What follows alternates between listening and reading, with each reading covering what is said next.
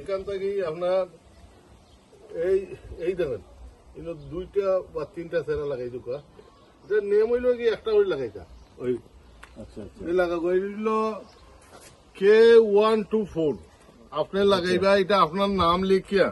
আচ্ছা আচ্ছা এক সেকেন্ড আমি এটা হাত দিয়ে করাইবে এই তো নরম আছে।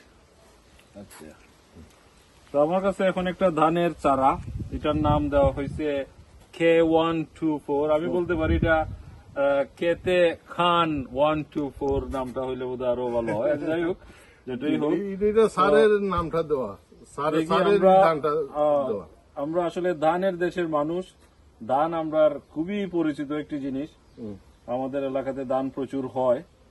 তো আজকে আবার বোধহয় অনেক বছর পরে ধানের গাছের সংস্পর্শে আইলাম। বিসমিল্লাহ।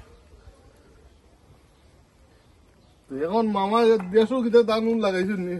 ধান আসলে কোনোদিন এভাবে লাগাইছি না, ধান ক্ষেত তো দেখছি, আমরা তো প্রচুর ধান ক্ষেত আছিল, হ্যাঁ, কিন্তু ধান লাগানো হয় নাই।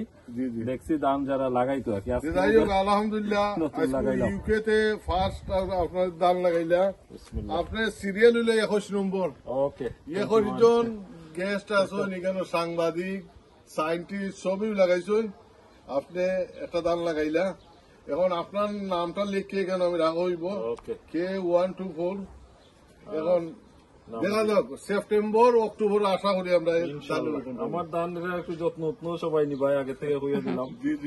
আর ইনশাল্লাহ দেখবো কি অবস্থা হয়।